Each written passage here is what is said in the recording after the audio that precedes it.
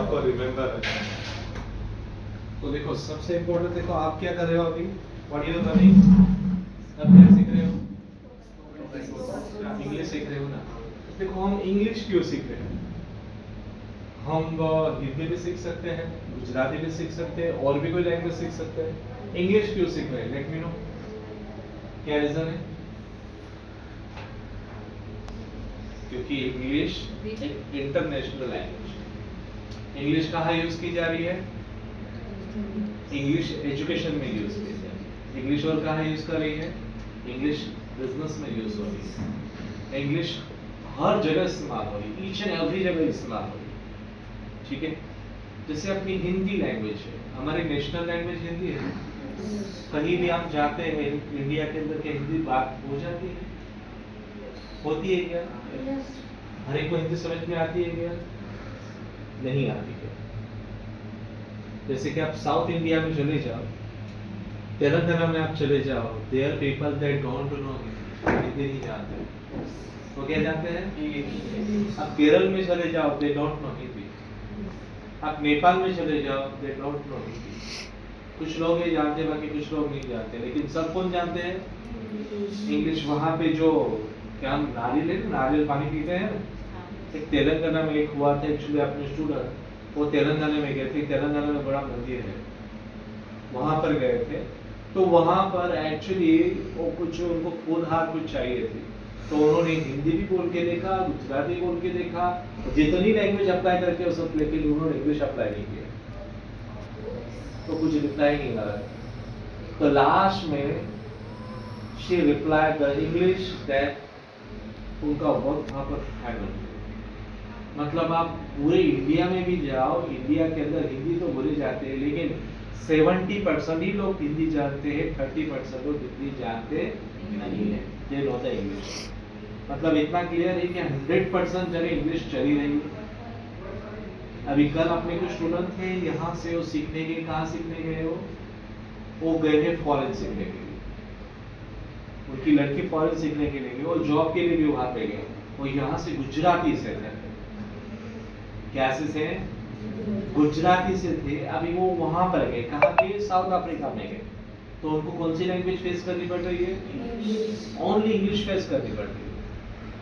वो वहां पे हिंदी, गुजराती या और कोई लैंग्वेज का वहां यूज हो नहीं रहा है। There is only use of English. आपको ये चीज ध्यान रख लेना है कि इंग्लिश अपने लिए कितने मायने रखती है। English, how the English is very important for you. It's okay.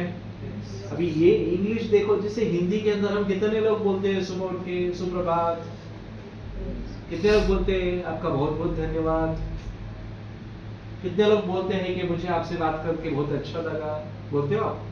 Raise your hand. Hindi बोलते हो ऐसे? हिंदी बोलते हैं कि इंग्लिश बोलते हो? सुप्रभात बोला जाता है कि हम इंग्लिश में गुड मॉर्निंग बोलते हैं, क्या ज्यादा बोलते हैं? गुड मॉर्निंग ही बोलते हैं ना। तो देखो अभी के डेट में मोस्टली हर जगह इंग्लिश का यूज हो रहा है, each and everywhere is a use of the English. देखो तो हमें जो लैंग्वेज के अंदर ज्यादा ग्रीटिंग है, ग्रीटिंग मतलब क्या? शिष्टाचार है, रिस्पेक्ट दी जा रही है, तो वो लैंग्वेज कौन सी है? इंग्लिश है। जैसे हम सुबह उठते हैं, कोई भी अगर मिलता है, हम कहीं जाते हैं प्रोफेशनल व्यक्ति से, हमें क्या बोलना होता है? We have to speak good morning. It's okay. तो good morning sir, good morning madam, उसके बाद में have a good day, have a nice day, ऐसे बोलते हैं आप लोग? बोलना है। नहीं अगर बोलते हो तो बोलना है। उसके बाद में आफ्टरनून में जाते हो तो यू हैव टू से गुड आफ्टरनून सर मैडम, इसका प्रयोग करो, या गुड नून बोलो। उसके बाद में इवनिंग में आते हो तो हम क्या बोलोगे? गुड इवनिंग बोलोगे, गुड इवनिंग सर मैडम, इस तरह से इस्तेमाल करेंगे, करोगे ना? यस, यस और नो? बोलना है, वो भी जोर से, सामने वाले को सुनाई देना चाहिए, यू नो। तो इस तरह से वर्ड का आपको प्रयोग करना है। कहीं हम डायरेक्ट जा रहे हैं तो परमिशन लेना जरूरी है। परमिशन कैसे लोगे? प्लीज ये वर्ड, जैसे देखो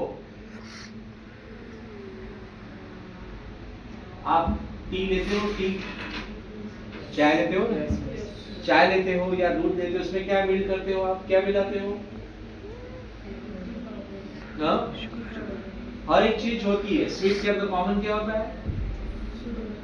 sugar. Sugar is common. Sugar की जगह हमने देखो ध्यान रखो अभी शुगर है और एक साइड सॉल्ट है। शुगर की जगह हमने सॉल्ट अगर ऐड कर दिया तो क्या होगा? कितना मतलब इम्पैक्ट कितना बदल रहा है? पीने के लायक है क्या? अगर यहाँ पर हमने 1 चमची शुगर की डाली, पी सकते हैं दूध? 2 चमचे डाल के पी सकते हैं? 3 चमचे डाल के पी सकते हैं? पी सकते हैं, लेकिन थोड़ा। अभी यहाँ पे नमक आप डालो, 1 चमची नमक चलेगा क्या? 2, 3 पीने के लायक है। एक ही डाला, आधा भी डालो तो पीने के लायक है क्या? तो ध्यान रखना है, अगर आपके पास में मिठास अगर हो तो सब लोग आपके पास में आएंगे, और कड़वास हो तो सब आपसे दूर भागेंगे। तो हमारे डिश में क्या चाहिए? मिठास चाहिए, शुगर जैसी ग्रेटिंग चाहिए आपके पास। इट्स ओके ना? हर दिन आपके पास में ग्रेटिंग होनी चाहिए। Thank you very much, sorry, extremely sorry, have a good day, good night, see you, bye bye, have a good day. ये सब वर्ड्स का आपके द्वारा प्रयोग होना बहुत जरूरी है। अगर आप ये प्रयोग करोगे तो इसका रिजल्ट्स आपको मतलब होगा क्या? जिसकी जैसी कहानी होगी शुगर जैसी। सॉल्ट वाला एक साइड पर ही बैठा रहता, शुगर वाले के पास में देखो चींटियां कहाँ जाती है? शुगर के पास जाती है क्या? जाती है? जो कीड़े होते हैं या चींटियां होती है शुगर के पास जाते हैं? सॉल्ट के पास जाते हैं क्या? क्यों नहीं? हाँ पता है, तो देखना, तो आपको भी पता है, आप तो भी जानते हैं ना। तो वही चीज है। तो देखो मतलब जो वो स्कूल में जाते हैं क्या पढ़ने के लिए? कीड़े लोग स्कूल में जाते हैं? आइट स्कूल जाती है? उनको कौन पढ़ाता है? फिर भी उन लोगों को इतना मैनर्स है कि दिस इज अ स्वीट।